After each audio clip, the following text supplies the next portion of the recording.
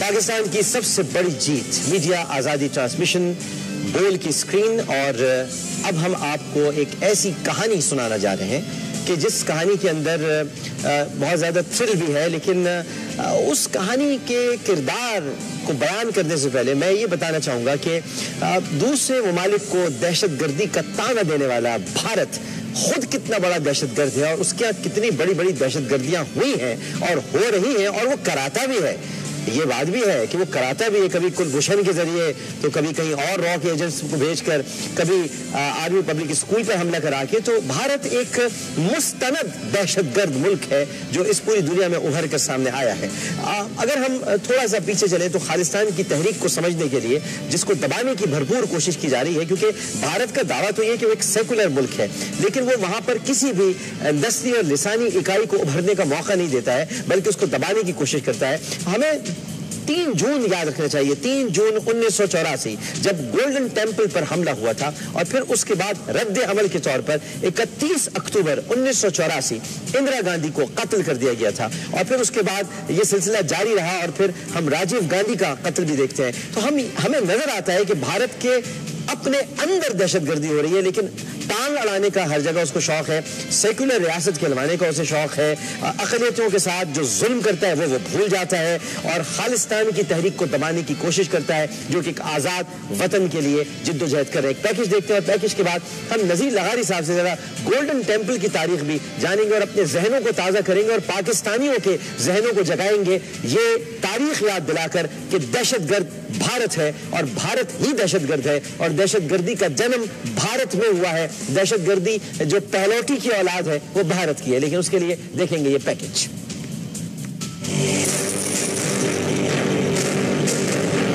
भारत का जुल्म बर्बरियत से वहां पर बसने वाली अक़लियतों की आवाज को दबाना कोई नई बात नहीं। 70 की दहाई में जोर पकड़ने वाली सिखों की आजाद वतन की खालिस्तान तहरीक उस वक्त शिद्दत अख्तियार कर गई जब 3 जून सन 1984 को उस वक्त की भारतीय वजीर आजम इंदिरा गांधी ने सिखों की इबादत गाह गोल्डन टेम्पल पर ब्लू स्टार नामित फौजी ऑपरेशन का हुक्म दिया।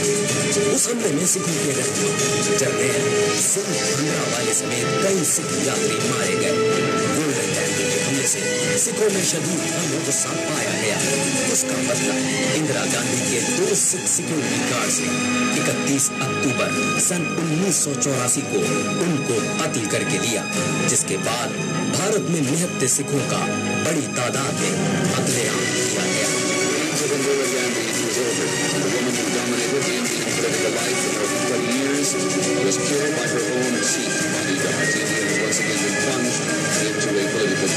सिखों की ये तहरीक आज भी आजाद वतन के हुसूल के लिए कोशा है।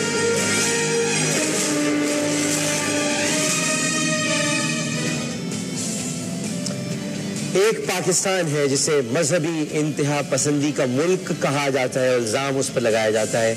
एक भारत है कि जो सेकुलर अपने आप को कहता है, लेकिन हम तो जहां बाबा गुरु नानक है उसे भी अदब से ननकाना साहब कहते हैं, और आप अपने मुल्क में गोल्डन टेम्पल तबाह कर देते हैं, सिखों की इबादत गाह पर गोलाबारी करते हैं, उन पर जुल्म करते हैं सिखों पर, और जब यहाँ सिख यात्री आते हैं तो हम उन्हें अपने सीने से लगाते हैं, उनका इस्तकबाल करते हैं। यह है पाकिस्तान और यह है आपका भारत। क्या हुआ था गोल्डन टेम्पल में, जरा तारीख है, एक तारीख जिसको हमें याद रखना चाहिए। नज़ीर लगारी साहब हमारे उस्ताद भी हैं, इनसे हम जानेंगे कि गोल्डन टेम्पल में हुआ क्या था। जी 83-84 में मूवमेंट चल रही थी सिखों की, और पूरे ईस्ट पंजाब में जो है, अमृतसर में, पटियाला में, गुरदासपुर में, और नहीं इससे मुल्का जो दूसरे लुधियाना में, होशियारपुर में, इन तमाम इलाकों में जो है बड़ी ज़बरदस्त किस्म की मूवमेंट चल रही थी।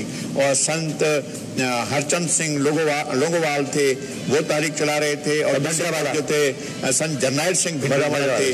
तो भिंडरावाला और लोंगोवाल 2 अलग अलग तंजीमों में थे, लेकिन अलग अलग तहरीक चला रहे थे, और खालिस्तान के लिए तहरीक चला रहे थे कि वो अलहदा ममलिकत खालिस्तान की चाहते हैं, और इस बारे में बड़ी ज़बरदस्त तहरीक थी और बड़े ज़ोर और शोर से चल रही थी। تو اس تحریک میں سن جرنیل سنگھ بھنڈراوالا نے گولڈن ٹیمپل میں جا کر پناہ لی اور وہ اس کے اندر محصور ہو گئے اور انہوں نے کہا کہ میں یہاں سے باہر نہیں نکلوں گا. کئی روز تک پھر وہاں لوگ جمع ہونے لگے. معلوم ہوا کہ پوری تحریک کا مرکز جو ہے وہ گولڈن ٹیمپل بن گیا. گولڈن ٹیمپل میں جو ہے ہزاروں لوگ جمع ہو گئے, چاروں طرف سے لوگ جمع ہو گئے. پھر لوگوں کا ایک اجدام ہونے لگا. اب انڈین سرکار نے سوچا کہ اگر یہ رہتا ہے اس طرح سے تو پھر یہ مرکزیت ہو جائے گی شخصیت کی بھی اور گولڈن ٹیمپل کی بھی. تو اس نے فیصلہ کیا ہے کہ یہاں ملٹری آپریشن ہونا چاہیے. پھر ایک رuthless قسم کا ملٹری آپریشن کیا گیا اور اس میں لوگوں کو تحت گیا اور بہت بڑے پیمانے پر جو ہے ایک ایسا جیسے خون ریزی کی گئی. وہاں پر ایک بڑا ہاؤس ہے وہ خون سے لال ہو گیا. بھارتی فوج کی دہشت گردی تھی. ہاں وہ تھی بھارتی فوج نے ہی آپریشن کیا تھا اور سن جرنیل سنگھ اپنے ساتھیوں سمیت وہاں پر مارا گیا تھا اور یہ ساری کی ساری کاروائی ہوئی تھی. اور یہ یاد دلاتا ہے اس بات کی کہ یہ خالصتان موومنٹ تھی جو بہت بڑی تھی. اور اس کے چند مہینے کے بعد یہ ہوا کہ مسز اندرا گاندھی صبح اٹھیں اور انہوں نے اٹھ کر پہلے اپنی تیاری کر کے ایک ساڑی پہنی. ساڑی پہن کر اپنی سیکرٹری سے پوچھا کہ بتاؤ میں کیسی لگ رہی ہوں. انہوں نے کہا تو بالکل دیوی لگ رہی ہیں, بہت خوبصورت لگ رہی ہیں. وہ یہ کہہ کر باہر نکلی. ابھی چند قدم ہی چلی تھیں کہ ان کے اپنے گارڈ نے جو بہت برسوں سے ان کے ساتھ تھا بیانت سنگھ نے ان پر گولیوں کی بوچھاڑ کر دی اور وہیں پر کیونکہ وہ گولڈن ٹیمپل بھولا نہیں تھا. وہ اگرچہ سکھ آج بھی بھولے نہیں ہیں. نوید ظفر صاحب, سکھ آج بھی بھولے نہیں ہیں. جیسے وہ سنگھ نہیں بھولا تھا اسی طرح سکھ بھی نہیں بھولے ہیں اور خالصتان کی تحریک زور پکڑتی جا رہی ہے. آپ کیا سمجھتے ہیں کہ کیا خالصتان کی تحریک اپنے مقصد میں کامیاب ہوگی؟ دیکھیں, جس آپ سکھ اگر جو ایز اے سکھ جو کیریکٹر ہے وہ بڑے اسٹرانگ نروز کے لوگ ہیں اور اگر آپ 47 میں اگر دیکھیں تو زیادہ جو ریزسٹنس تھی وہ سکھوں کی طرف سے تھی اور وہ اس معاملے میں جس طرح کی تحریک لے کے چل رہے تھے. وہ الگ بات ہے کہ وہ بیچ میں تارا چند کی تحریک تھی جو علیحدہ چاہتے تھے اس وقت بھی چل رہا. وہ چاہ رہے تھے کہ ہمیں ایک الگ ملک دے دیا, پاکستان بھی بن گئے اور انڈیا بھی بن گیا. سکھوں کے لیے تارا سنگھ جو تھے وہ تحریک تو وہ یہ چاہ رہے تھے. مجھے لگتا ہے کہ جس طرح اسٹرانگلی اور وہ پوری دنیا میں اس وقت اس کے حوالے سے کوشش کر رہے ہیں کہ ان کو ایک خالصتان کے نام کا ایک ملک ملے.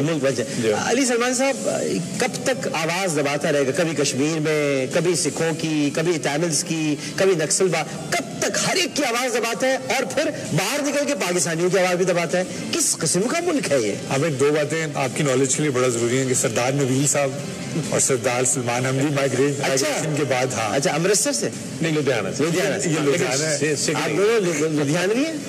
یہ جی یہ اگر وہ عامر صاحب بیٹھے ہوتے وہ بھی لدھیانوی ہیں. اچھا عامر صاحب, اچھا یہ نالج بہت ضروری تھی. میرا اس پہ جو ہمیں میری ایز اے تاریخ کا طالب علم ایک سوال جو ہے, یہ زیادتی ہوئی 1980s میں.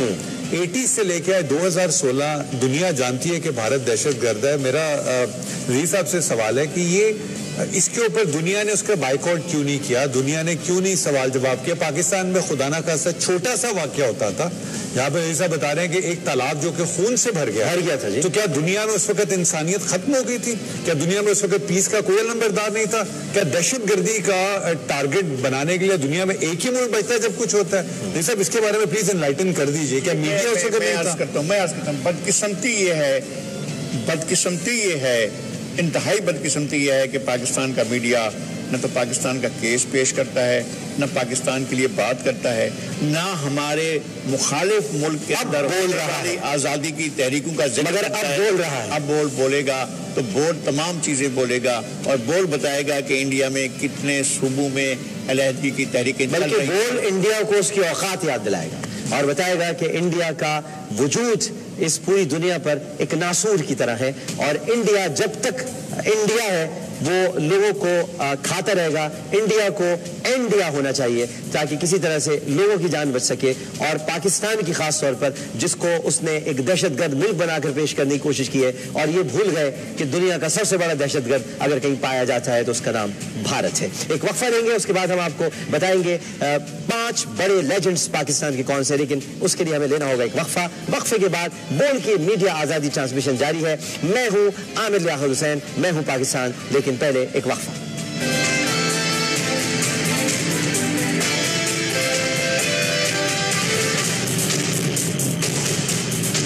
پاکستان کی 5 عظیم شخصیت